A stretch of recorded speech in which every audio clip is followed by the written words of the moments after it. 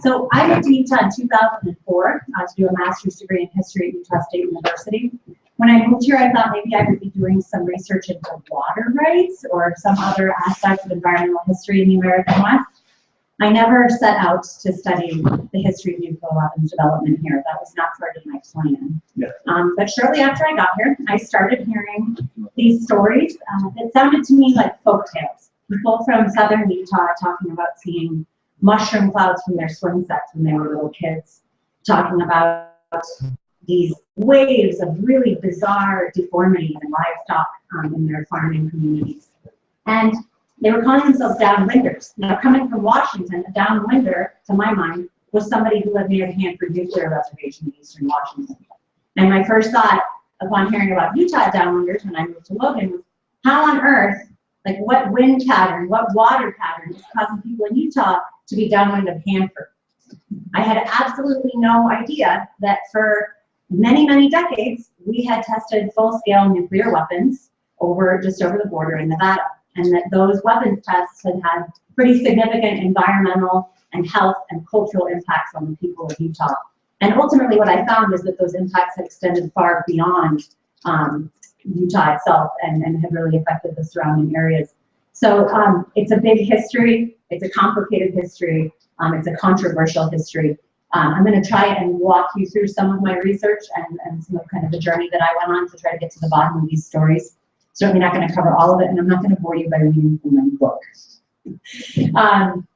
So what I learned when I first started digging into this and trying to find out if there was any veracity to these stories was that, in fact, between 1945 and 1992, the United States conducted over 1,000 nuclear tests. Many of them were many times larger than the bombs we dropped on Japan.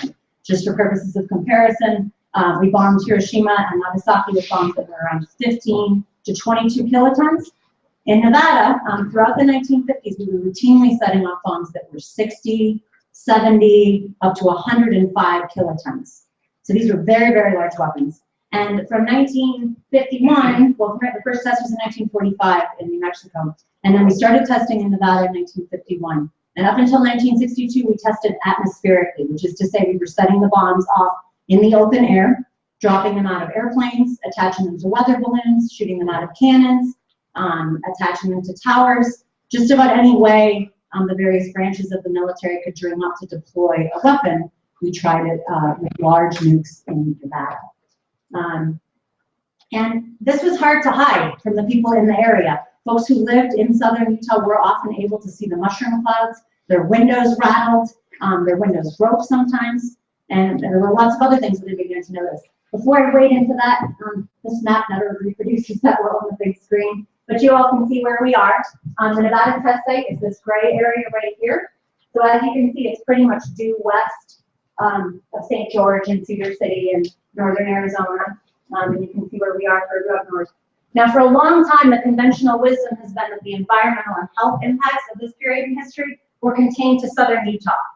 The Atomic Energy Commission, which is the federal agency responsible for overseeing the weapons testing, as well as the uranium industry that sprang up to provide the raw material for the bombs. I'll get into that in a minute. The AEC had a policy of only testing when the wind was blowing east, away from Las Vegas, away from California, and over southern Utah.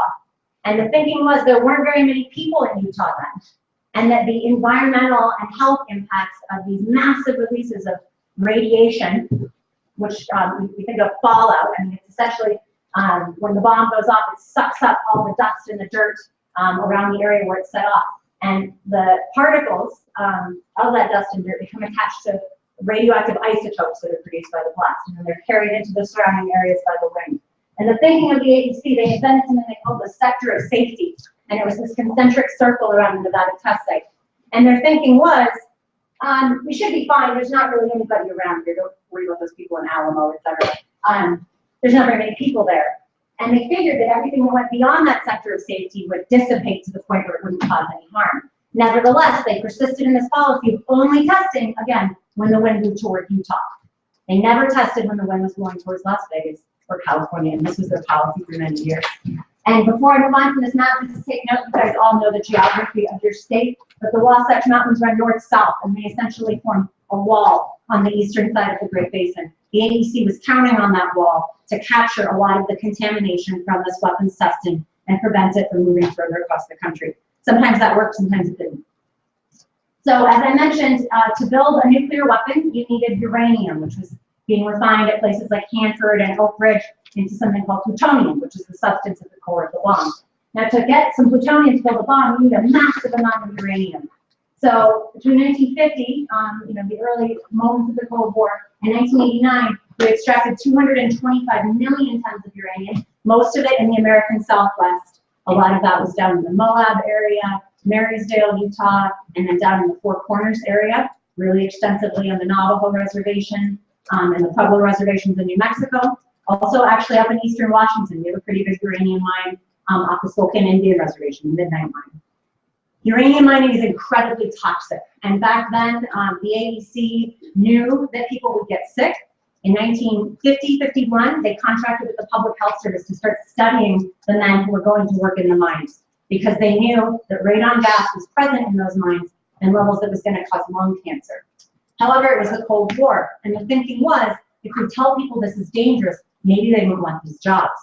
And the idea was that by providing basic safety equipment like paper face masks, which would have actually stopped a lot of that radiation from getting into those workers' lungs, they would be giving them a cue that they were working somewhere dangerous.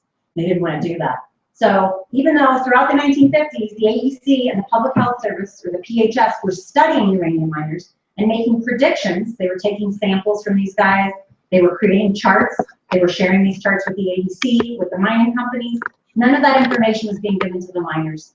And so these guys are working in extremely dangerous conditions and creating massive amounts of toxic waste as a result. When you mine uranium, you're releasing that radioactivity that is not real dangerous when it's inert in the ground. But when you start smashing it, when you start blasting it with dynamite, when you start the process of milling it, where you mix it with all these toxic chemicals to extract the ore, you create a tremendous amount of waste. This is a partially reclaimed mine. This is an older photo. This is outside of Moab, Utah. And these sites exist around the American West still today. And the vast majority of them have not actually been cleaned up. So that radioactive dust that's left over from mining uranium is still blowing around. Now, people started to figure out that there was a connection between working or living near the uranium industry and the Cold War. And what's really interesting is that years later, people who worked in the uranium industry or who lived near it started identifying themselves as victims of the Cold War. This is a Navajo family, the Bedoni family. Unfortunately, I only know the name of the little boy in the middle. His name is Gilbert. He's a uranium activist today. There wasn't a lot of wage labor on the Navajo reservation in the early 1950s. A lot of the fathers and the breadwinners had left the reservation, left their families far behind to go work on like the railroads in Denver. When the uranium boom begins, suddenly there's wage labor close to home. So a lot of these guys were so excited to be back in the areas where their families were that they moved their families to live with them at the uranium camps. So this is actually a uranium camp in Colorado, and the Bedoni family went to live with their father. They were drinking water that was coming up out of the mines. And so not just the men who were working in the mines were being exposed. And over time, people started to realize that the place where they lived during the 1950s, just for the job their father was doing, had actually made them involved in the Cold War in a really significant way. So this map was assembled by a scientist named Richard Miller, and it shows areas of the United States that were crossed by at least 2 clouds from atmospheric nuclear testing in the 1950s. So as you can see, they were definitely testing when the wind blew east. There were about 100 tests during this period, and they didn't contain themselves to Utah. Although you can see that Utah took a fair amount of coverage from these activities. Utah was pretty well blacked out. When this map came out, though, it really rattled a lot of people who weren't from Utah, people like me, when I stumbled onto this, because our first reaction is to be like, well, I didn't live in the area where this was happening. But you can see that it went everywhere, and that some of the heaviest areas of deposition are actually really far away from Utah. So what does it mean to have a nuclear cloud packed over the place where you live? Let's look at one of those kind of archetypal mushroom clouds. This is the Charlie test. It went off about this time of the year in 1951. It was one of the very first tests that went off in Nevada. It was about the same size as one of the bombs that we dropped on Japan. This is puny by the standards of the bombs we set off there later. So as you can see, as I was talking about, the initial blast has sucked up all the dust and dirt. I think this was a tower shot, so it would have been on a metal tower. And so that tower would melt, essentially, from the force of the heat of the blast. And all of that material would be sucked up into the cloud, and irradiated, and then it would drift whatever way the wind blew, which was generally east. The AEC tried really hard to test early when the wind was blowing east.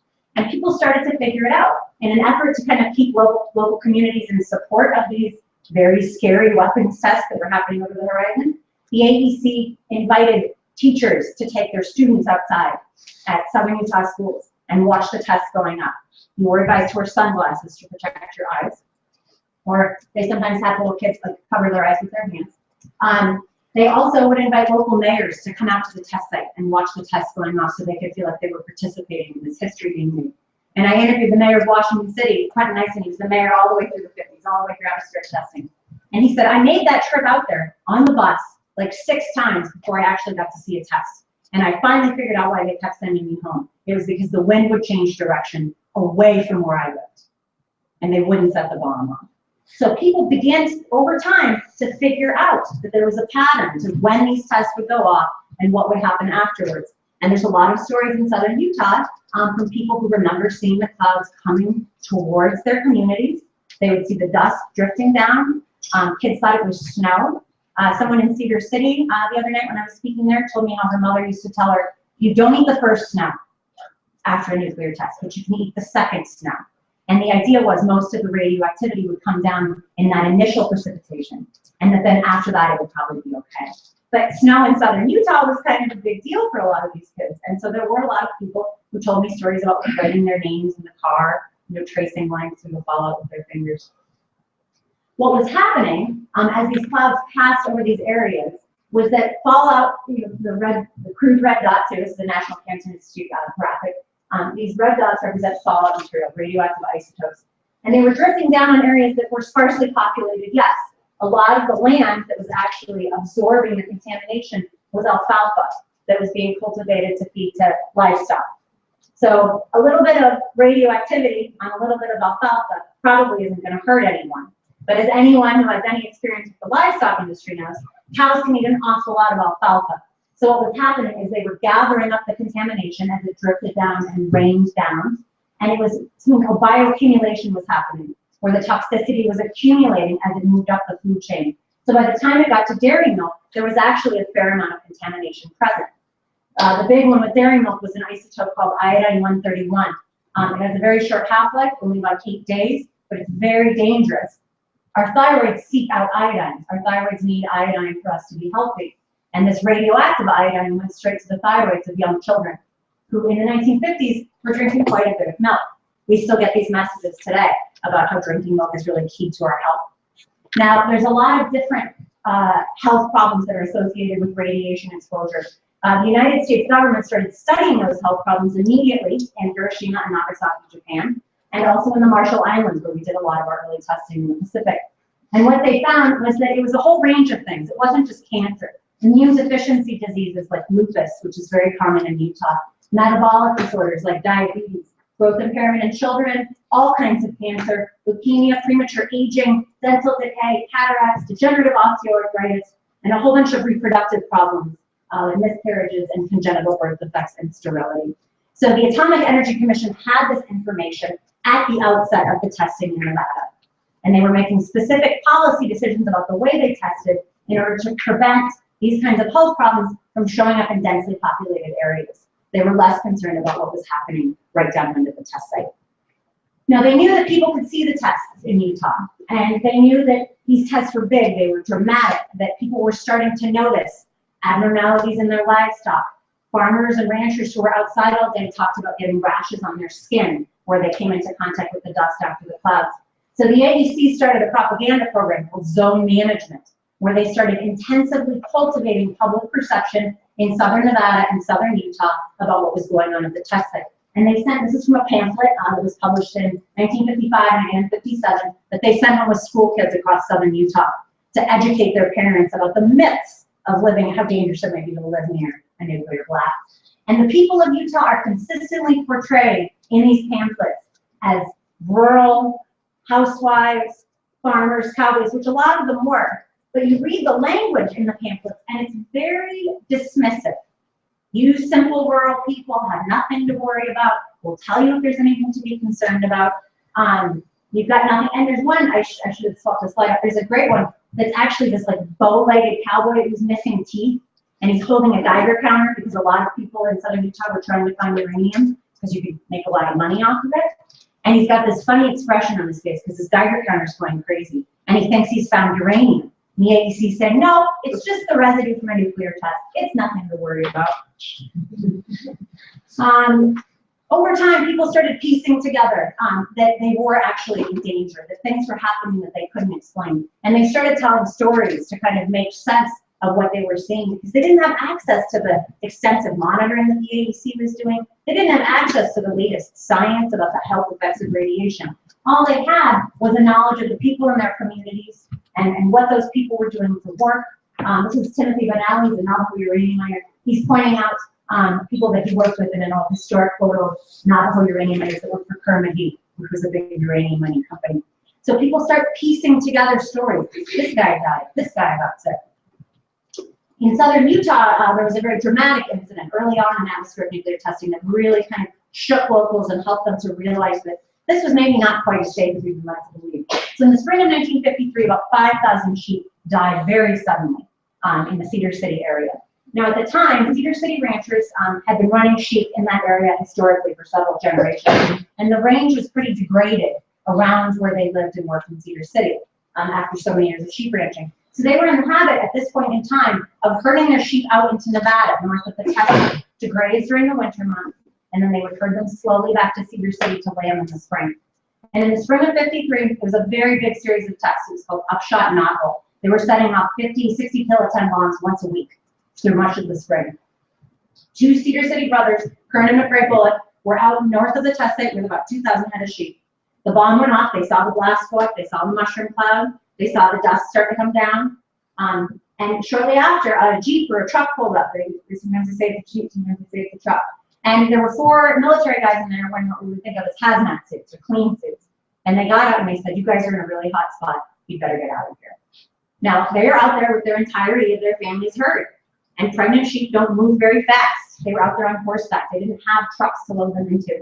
So they had no choice but to herd them very slowly back to Cedar City. And along the way, they started noticing white spots coming in on the backs of the black animals that they had with them. They had a handful of black sheep. They had a black horse. They noticed sores on the animals' faces where they were eating and coming into contact with the dust that had been left behind by the blast.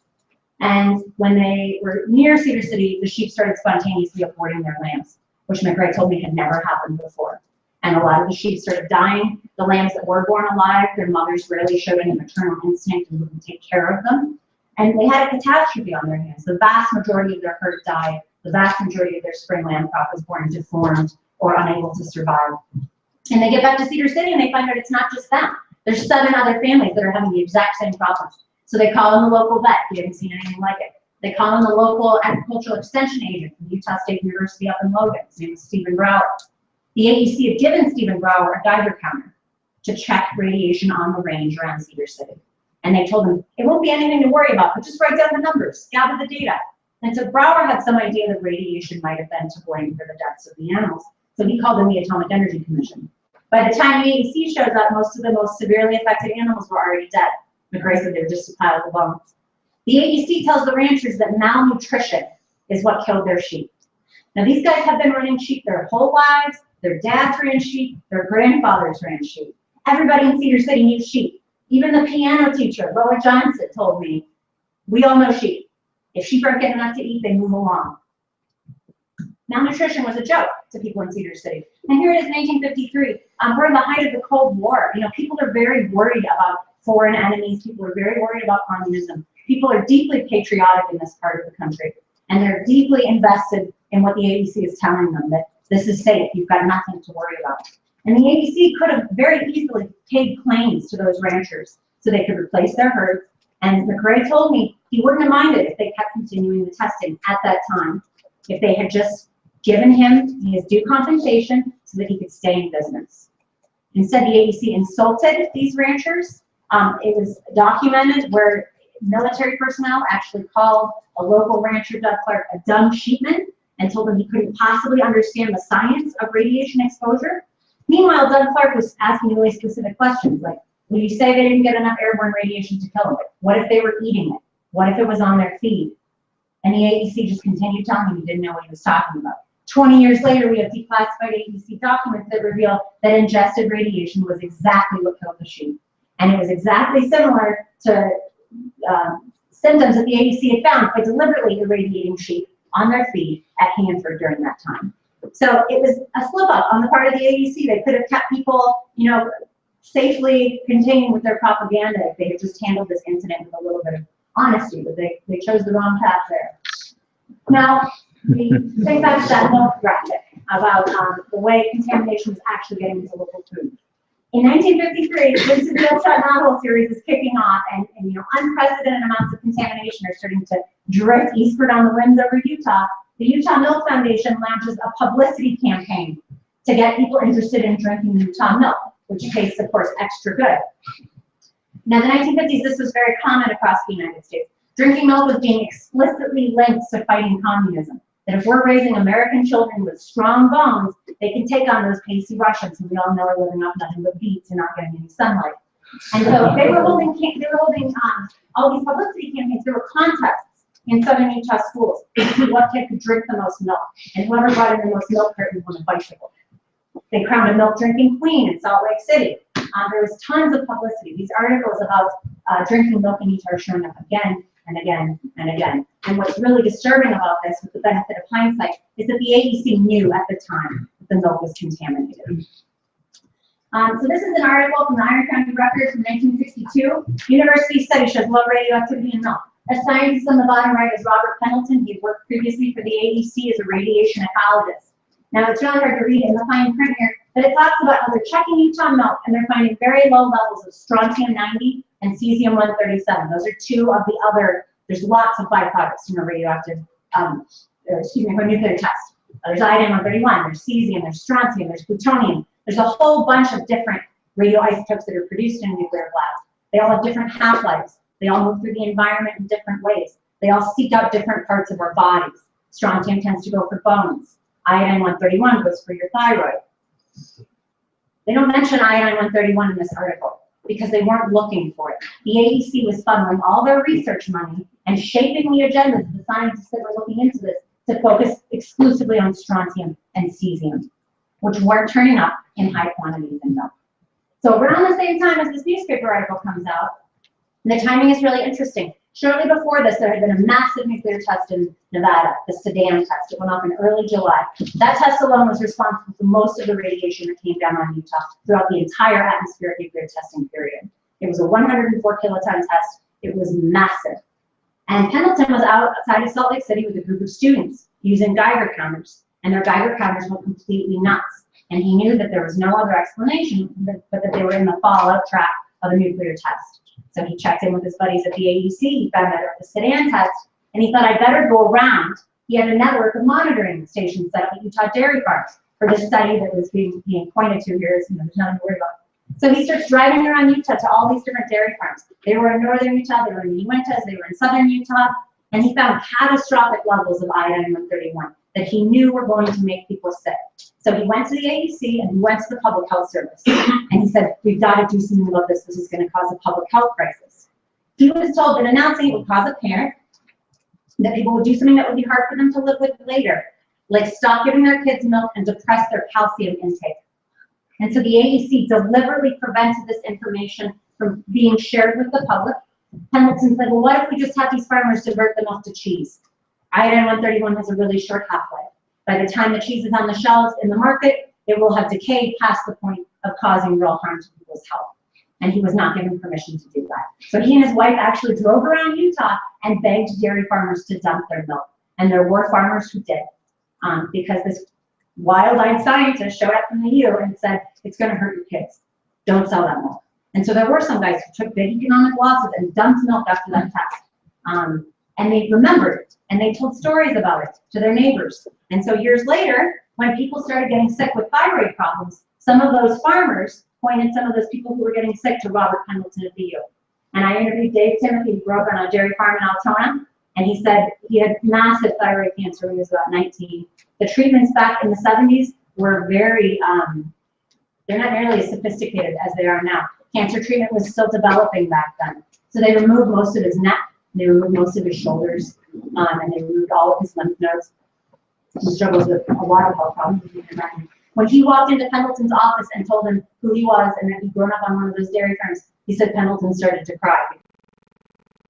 The vast majority of I-9131 actually came down in Idaho and Montana, where people had absolutely no idea what was going on in Nevada. So some of the communities that have been most affected by nuclear testing in Nevada are too far away to even have any concept of being downwinders. Now, when this study came out from the National Cancer Institute in 1997, it used data that had been gathered from AEC monitoring of radioactivity, from U.S. Meteorological Service monitoring of radioactivity, and from studies that the AEC had been doing since the inception of testing on the thyroids of children in southern Utah. I met a lot of people who have memories of lining up in elementary school to get their thyroids checked in the 50s. Some of them were sent to Salt Lake to have their thyroids removed on the government's dime. So the AEC was gathering this information from the very beginning. What the National Cancer Institute found, this is typical of these sorts of studies, it's very confusing. They say anywhere from 10,000 extra cases of thyroid cancer to 230,000 extra cases of thyroid cancer can be expected to result from nuclear testing in Nevada during the atmospheric period from 51 to 62. Now, a lot of scientists have looked at that data and said that it wildly understates the risk of cancer. And this is, again, just one specific type of cancer. There were a lot of other health problems that started cropping up.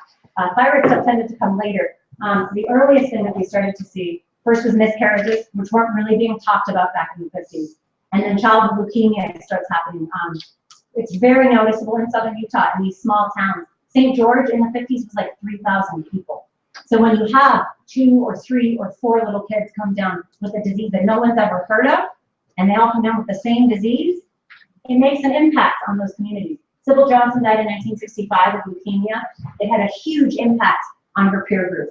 You know, it was a small school. She was a well-loved child. Her mother, Lois Johnson, was everybody's piano teacher. And so this was hard for people to ignore. And there were no cancer treatment facilities in southern Utah back then. So if you had a kid that got sick or a spouse that got sick, you had to drive them all the way up to Salt Lake City to get treatment. And most of these families were working class. They couldn't afford to get a hotel. So they turned around and drove their kids after chemo or radiation or cobalt treatments, which was very crude back then, all the way back to southern Utah, stopping the car along the way so their kids could get sick on the side of the road.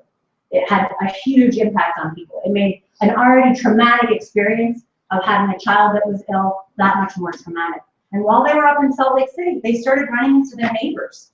They started running into people from other little towns, you know, just over the way, whose kids had the same diseases that their kids did. They started meeting people from Wyoming and Montana and Idaho, who had also driven a long way to try to get cancer treatment in Salt Lake City. And so people started to keep track of these rare diseases.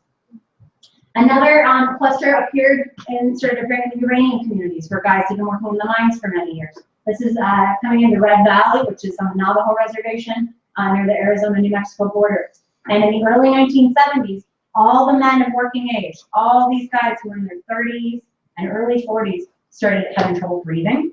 They started coughing up blood, and they started being diagnosed with lung cancer. They also had to trek a long way to get medical care. A lot of them were going down to the VA hospital in Albuquerque or in Arizona.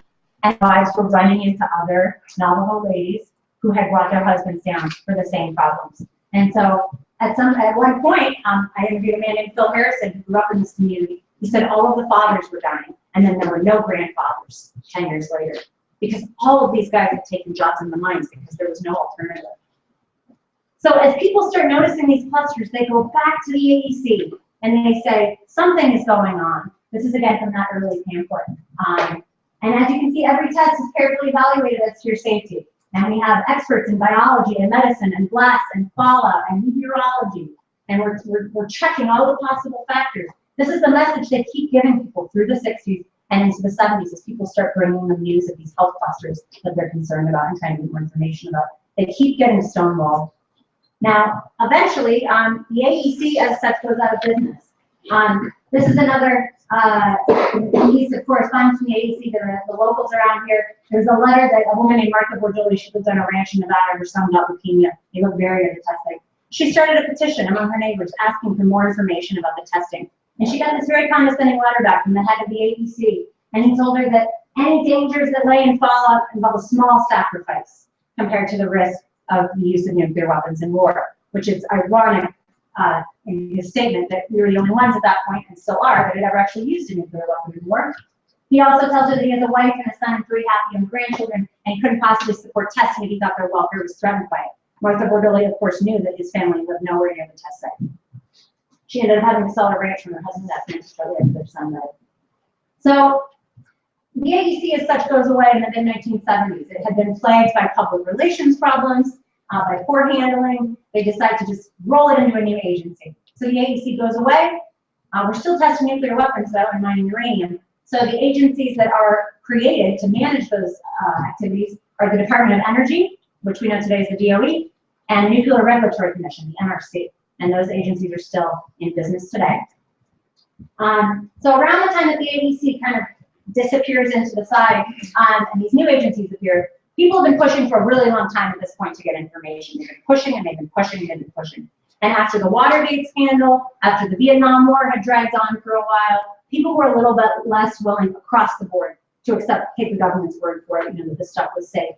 And so they started to make some headway, and they started to get studies conducted. Governor Scott Matheson was a huge advocate for the Downwinders. He remembered seeing nuclear tests as a young man in Cedar City. He appointed a commission as governor to dig through all of the AEC's documentation. And they started finding misfiled studies that pointed to increases in health problems in Utah. And so they commissioned a study from a scientist named Lyon. He was going to look at childhood leukemia. And his early results pointed to a 2.44 time increase in childhood leukemia in southern Utah. And when that study first came out, it was lauded as being incredibly significant. And he was getting accolades from scientists all over the place for having identified this disease pattern. Meanwhile, other scientists like James Enstrom were saying it's a big cloud of doubt. There's no way to prove that these health problems that people are experiencing are connected to testing in Nevada or to the uranium industry, which at this point they weren't particularly even looking at. The argument that folks like Enstrom consistently fell back on is the sample size is too small. There's not enough people in Utah to make these disease rates statistically significant. I'm not a scientist, I'm a historian, but I have found that line so many times that I'm starting to be a little bit suspicious. So in other words, when you have a one-room schoolhouse with 75 kids in it, and 3 of them come down with acute lymphoblastic leukemia, that's not statistically significant because you only had 75 kids to begin with. So it kind of comes down to this debate between scientific method and experience. And of course, Lyon was well respected, as we saw in that previous article. He was using the scientific, peer reviewing his results. He was pointing to a statistical increase. And then other scientists were saying, no, you really can't say that's significant. There's just not enough people. This, around in the late 1970s, it starts to make it into the national news. We find out that the East Coast got fallout. We find out that there were these guys who began to be known as the atomic vets, who were actually stationed at the test site in the 50s. A lot of them were guys from Utah, soldiers from Utah, who came home from Korea and then were reassigned to the test site. The thinking was if we were going to use nuclear weapons in war, we needed to condition our soldiers to the experience of seeing one of those blasts go off. So these guys would crouch in trenches out on the Nevada test site, and they would cover their eyes with their hands. They talked about seeing the bones in their hands when the blast went off. Afterwards, a lot of them had nosebleeds, nausea, vomiting, because they had been exposed to massive amounts of radiation. And then they were ordered to get up and march on ground zero and conduct military exercises and monitoring. And it sounds crazy, but if you go onto YouTube, you can actually watch videos, full videos of these guys doing these military exercises. Now, in the 70s, they started getting cancer. A lot of them were coming down with leukemia. And when they went to the VA to get medical treatment, they were told that there was no way that cancer could be connected to their military service, and that the VA wasn't going to cover it. And they started saying, well, I wasn't supposed to talk about this, but I was out at the test site. I saw nuclear blasts go off. I walked around in that stuff. And a lot of them were recommended for mental health evaluations. So they started calling up their buddies. They started calling themselves the atomic vets. Is this happening to you too? And they started reaching out because a lot of them knew they hadn't given long to live. A lot of them at this point had advanced stage cancers. So they started reaching out to local politicians, national politicians, to try to get some benefits for their families. So that when they died, in their 30s and 40s, their wives wouldn't be left without any resources. Because they knew that their ailments were connected to their military service. In the middle of these hearings that ended up being held, Paul Cooper, who was a veteran from Emmett, Idaho, which was ironically enough one of the areas that was most heavily impacted by iodine-131 contamination. So while he was stationed at the test site, his wife and his kids were being irradiated back home in Emmett. He died right in the middle of the hearing. And it was just one of those awkward moments that politicians can't quite escape. and they realized they had to act on this. And so they started convening other hearings to look into the health impacts of radiation exposure from nuclear testing. And this gave the Utah Downwinders, who were at the time the only people who realized they had actually been downwind, an opportunity to press their case and to get more studies conducted. Now, a lot of those studies lost funding and trailed off in the 80s. Lyons had a really hard time getting funding to continue his leukemia study and to continue his thyroid research. And he eventually appealed to the president. He was given a personal guarantee that money would be there. They gave him money from the DOE and the DOD, who of course had a little bit of a stake in how that turned out. He testified later that they revised his results, that they went in and removed all of his data showing an increase in leukemia in northern Utah, which was at the time where 80% of the population of Utah was. And he testified before Congress in '97. This is generally something that people would fail out of graduate school, but the federal government was able to get away with it because they didn't want awareness to spread of how far this contamination had actually gone. And at the time, of course, in the 80s, they were still testing bombs in Nevada. They tested bombs in Nevada all the way up to 1992. This is Tona Henderson. She's a downwinder in Emmett, Idaho. She's actually walking me to Paul Cooper's grave in this photo. This is Irma Thomas's house. Irma Thomas was a very early downwinder activist in southern Utah. She pushed for years to get attention drawn to this issue. She was a pariah in her community. She opened her mouth when people thought she should have closed it. Her husband was the head of the Chamber of Commerce for a while. They would invite new people to come in and start businesses in St. George. And the mothers would say, this is according to her daughter, how are the schools? And she would say, don't bring your children here. This is the most toxic place on earth. She was very unpopular in St. George. But people from outside of Utah were interested in what she had to say. And she was convincing in her neighborhood. People were starting to question the patterns they were seeing. So she would bring them to her front porch and she would point to every house on the block. And she would list off the health problems that people in those houses had. And when you saw it listed out like that, it was impossible not to see a pattern. She would take them over to the cemetery and she would walk them around and she would show them the birth dates and then the death dates on a lot of those stones.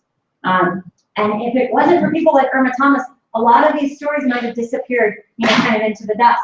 But she kept this stuff alive. She pushed until the federal government took action. In 1991, they actually passed the Radiation Exposure Compensation Act, which gives small payouts to people who were exposed. You have to have been alive in the 50s, and you have to have been exposed to particular tests, and you have to have a particular type of cancer to get the compensation, which is about $50,000, which, as I understand, doesn't pay for a whole lot of cancer treatment. If you were stationed at the test site, you can get a little more. If you can prove you worked in a particular uranium mine at a particular time, you can get a little bit more. So, in essence, the government admits to having knowingly exposed some people. But at this point, the historical record doesn't reflect the extent of this contamination or the extent of the cultural impacts that it had on the people in these areas who were starting to tell stories about what was happening in their communities.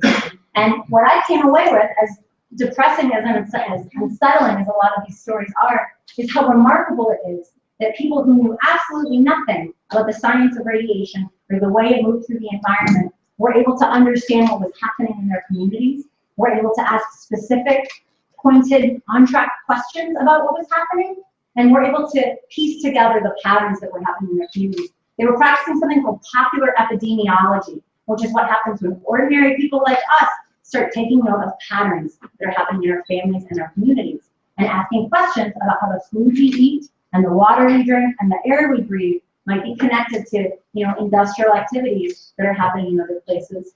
So I think these stories are really, really remarkable. They have successfully prevented the resumption of testing in Nevada. In 2006, some of you may remember, they wanted to test a bunker buster bomb prototype. It was going to be called Divine Strike. They weren't going to put a nuclear warhead on it. It was basically going to be a big fertilizer bomb. But they were going to set it off in an area of the Nevada test site that had hosted dozens of full-scale nuclear tests where there was still a significant amount of contamination. And they estimated it would cause a 10,000-foot mushroom cloud, which would, of course, be sent east on the wind over Utah and Idaho, etc. And the people of Utah shut that test down. And when I was here as a grad student in the middle of the war on terror, I thought there's absolutely no way they're going to keep this test from happening. This is the Department of Defense. There's absolutely no way. And housewives and ranchers and farmers and native people who live near the test site, they brought lawsuits, they wrote letters, they called their elected officials, and they shut that test down. So these stories have a tremendous amount of power, and I think they're really useful for us as we look forward and talk about bringing depleted uranium into Utah to store. Of course, the depleted uranium they want to stick in the West Desert, out of the energy solutions site actually gets more dangerous as time goes on, not less. So I think we need to take heed of these stories and ask really critical questions before we get on board with, reinvigorating the nuclear weapons industry, the nuclear power industry. With that, I'm going to wrap it up. If you can stay on for questions, I'm happy to stick around. I really appreciate you guys all hanging with the technical problems this morning. Thank you all so much.